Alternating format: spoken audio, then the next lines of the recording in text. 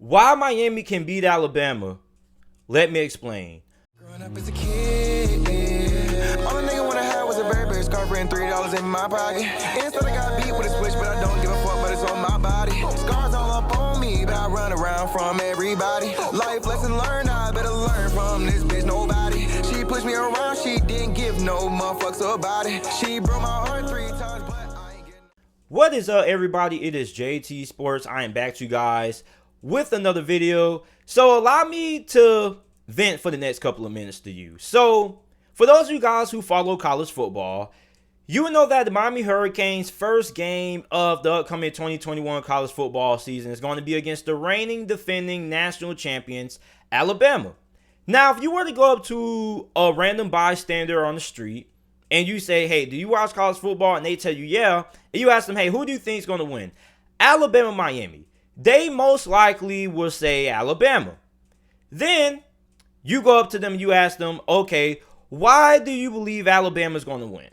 And what irritates me the most is a lot of people are saying that Alabama is going to beat Miami because it's Alabama. What? So you're telling me Alabama is going to beat Miami because of their name? And then they say, well, JT, Alabama just won a national championship. They've been the best program in college football for pretty much a decade and going on. And I understand that. And they say, JT, Miami lost to Oklahoma State last year. UNC ran for 1,000,000 yards on them.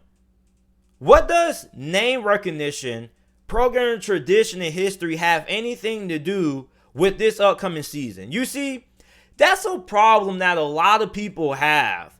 They get so attached to what people did in the past and they don't look at the new. For example, the Cleveland Browns. So last year, I made a prediction saying that the Cleveland Browns were going to the playoffs. And everybody said, JT, you're overrating the Browns. The Browns are always going to be the Browns. So you're telling me the Cleveland Browns can never have no success in the future because of all the bad misfortunes they have had in the past? That doesn't make any sense to me. You're telling me Alabama is going to beat Miami because of their name? If that's the case, we might as well just cancel the college football season and just automatically skip to the college football playoffs, because Alabama, Clemson, Ohio State, all three of those teams will get in if we're just going off name recognition, because those are three of the biggest programs in the sport of college football right now. You see, that's a problem that I've noticed with a lot of people. A lot of people just like to give teams victories because of what they did in the past. Let me give you guys a news flash. Football is always changing, year in and year out. Just because you were good last year doesn't mean you're going to be good this year. Just because you were bad last year doesn't mean you're going to be bad this year. Did you see Indiana? Indiana, if you were to tell me that Indiana was going to be the second best team in the Big Ten Conference last year, I would call you a liar, and you look at yourself in the mirror and call yourself a liar, because I'm pretty sure that majority of college football fans out there, about 90% of the world, even Indiana fans, didn't think Indiana would be as good as what they were last year. That shows you how college football is always changing, and not just college football, but in life in general. Sometimes people take steps forward. Sometimes people take steps backwards.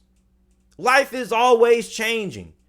Nothing is ever guaranteed. So for Alabama, we know that they're probably still going to be a championship contender, even though they lost a lot of talent. They lost Jalen Waddle, Devontae Smith, Mac Jones, Najee Harris. They lost a lot of talent on offense. You got John Mechie, you got Bryce Young. Okay, John Mechie had a really good season last year. He's pretty much one of the more recognizable faces on that Alabama offense heading into this year. And you're going to have Bryce Young, who hasn't started a single game in college football, but we know we are expecting him to be pretty good because of how good he was in high school. But like I said, Miami is not going to be a pushover. Okay, now I'm not saying Miami's going to pull off the upset. I'm not saying Alabama is going to destroy Miami. All I'm saying is that Miami is bringing on the field one of the best Miami Hurricanes teams that we've seen in a very long time. They have experience. They have talent. I mean, you got one of the best receiving groups in the ACC. You got Charleston Rambo, Mike Harley. I know neither one of those guys are like a big household names, but that is a pretty good duo right there, okay? Then you have one of the best running back groups, in my opinion, in all America that Miami possesses. You have De'Aaron King, who should be ready to go because a lot of people are saying that he is expected to return in fall camp. De'Aaron King is one of the best QBs in college football. When you have a superstar quarterback in college football, you're never out of any game.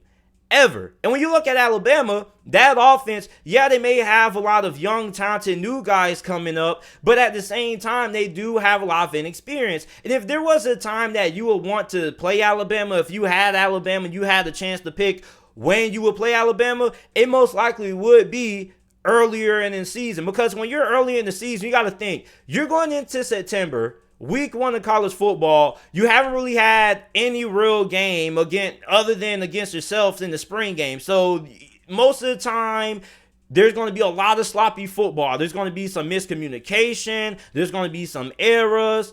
And you got to look at Alabama. They're trotting out a whole entirely new offense, basically. No Jalen Waddle, nor Devontae Smith, new QB. Okay, there's going to be a lot of new faces on that Alabama offense. When you look at Miami, Miami has a lot of experience, both on defense and offense. So when you look at Miami, I think they have a better shot to beat Alabama than what a lot of people are giving them. But at the same time, if I was a betting man and you were to ask me, JT, if you had $1,000 right now and you had to bet who you felt was going to win, who you're going to bet your money on, I probably would bet my money on Alabama right now. But the reason why is because, I'm not saying Alabama's going to beat Miami because it's Alabama and Miami's Miami. I think one is because, first of all, I have questions about Miami's offensive line. And second, Miami is losing Quincy Roche and Jalen Phillips. So I don't really know how good and how much production Miami is going to get from the defensive line and the pass rushing group. Okay, I am giving you a logical explanation for why I believe Alabama could win. I'm not just saying Alabama's going to beat Miami because it's Alabama and Miami is Miami. So what if UNC destroyed Miami on the ground last year? So what if Miami lost to Oklahoma State in the bowl game last year? That's last year. This is a new year. Last year was 2020. It's 2021 now. Stop living in the past. Texas fans keep living in the past saying, Texas is back, and they're never back. They're never back.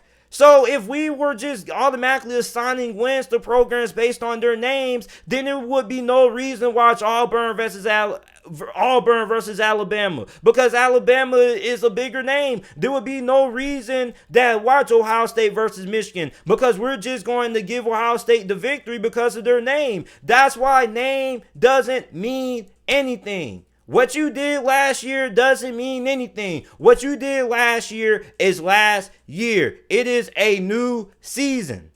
A new season. Let me tell you guys a story.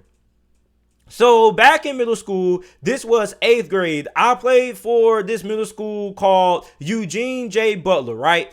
And we weren't bad, but we weren't good. We went 3-5. So we were playing this team called Gilbert.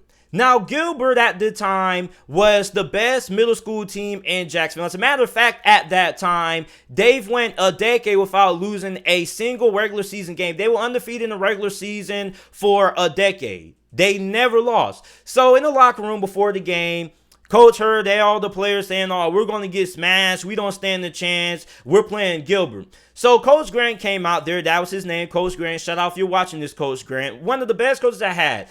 He gave us a speech. He said, listen, it doesn't matter what their name is. It doesn't matter if they've been undefeated for 10 years in a row. It doesn't matter, because at the end of the day, everybody puts their pads on the same way you do. Okay? And that stuck with me, because he's basically said it doesn't matter what they did in the past. It doesn't matter how badly they beat somebody last week. What matters is what's going to happen today.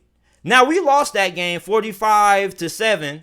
We got destroyed. They scored a touchdown on the opening kickoff. But the bigger message of that was, stop giving people automatic victories just because of their name.